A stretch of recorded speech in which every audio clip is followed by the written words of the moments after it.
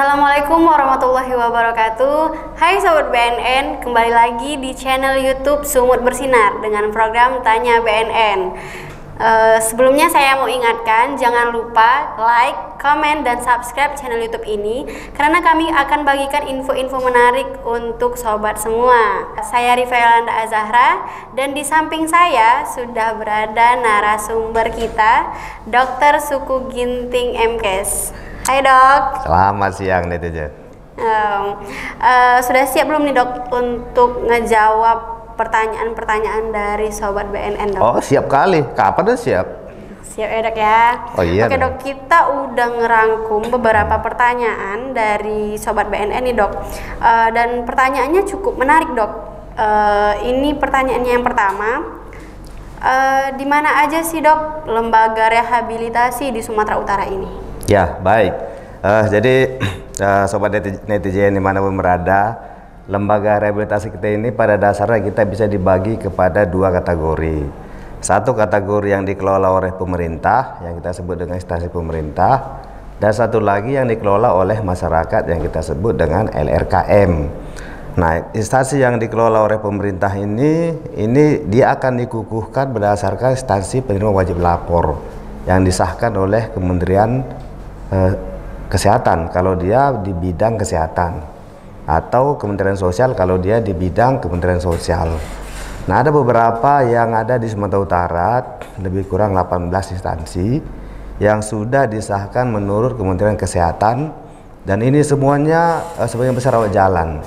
Nah, ada juga rawat nginap seperti Rumah Sakit Profesor Ilder Medan, kemudian ada Rumah Sakit Bayangkara, itu rawat inap. Nah, semua warga-warga bisa mendapatkan di situ, tidak usah tunggu harus kemana mencarinya. Nah, di situ mereka sudah dilatih, sudah paham bagaimana tata cara penanganan rehabilitasi, dan apabila kita datang mereka sudah melayani dengan standar rehabilitasi karena itulah yang mereka kerjakan hari ke hari, gitu Mbak. Iya Dok, jadi Dok kalau misalnya nih Dok, kalau kita masukkan perehaban itu ke lembaga rehab swasta, aman nggak Dok itu Dok?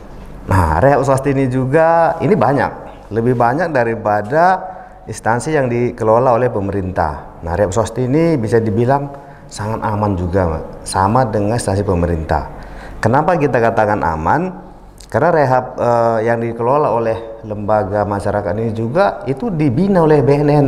Dia kerjasama dengan kita, kemudian kita melakukan pelatihan-pelatihan, kita melakukan kunjungan, kita juga melakukan bimbingan teknis ke lokal-lokal itu. Dan apa yang kita bimbing, itulah yang mereka kerjakan di tempatnya masing-masing. Nah, dan para netizen kami juga supaya paham bahwa lembaga yang dikelola oleh masyarakat itu lebih banyak rawat inap. Nah, kalau tadi pemerintah banyak rawat jalan kan, tapi kalau yang rawat inap lebih banyak di masyarakat. Nah, untuk Kota Medan sendiri kita ada lebih kurang 17 lembaga yang tersebar Kota Medan.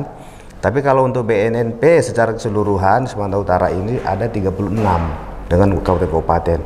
Jadi sebenarnya lembaga ini sudah dekat pada masyarakat, hanya masyarakat mungkin belum optimal menggunakannya. Ya, jadi kita himbau supaya masyarakat bisa mendatangi komponen masyarakat ataupun komponen pemerintah yang ada di kota masing-masing. Ya, demikian Mbak. Benar.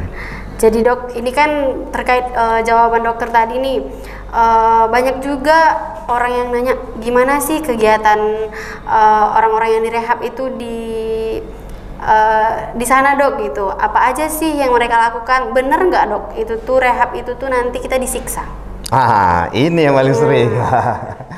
Orang sering bertanya, kalau anak saya direhab dipukuli enggak?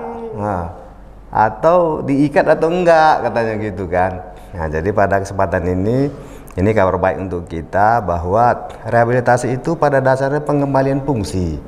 Yang tadinya dia misalnya tidak lagi peduli lingkungan, dia menjadi peduli lingkungan. Atau tadinya dia sakit, dia menjadi tidak sakit. Atau tadinya dia menjadi pengguna, menjadi tidak pengguna gitu.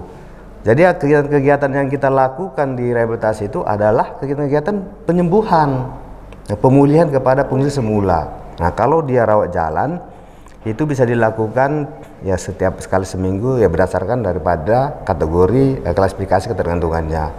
Nah kalau rawat inap juga itu kegiatan-kegiatannya mulai dari pagi sampai sore sudah terjadwal, mulai dari olahraganya, kemudian konselingnya, lalu istirahat siang, lalu sesi-sesi kegiatannya, bagaimana juga dia harus menonton malam pada fase-fase istirahat, kemudian jam malamnya, itu semua sudah teratur regulasinya.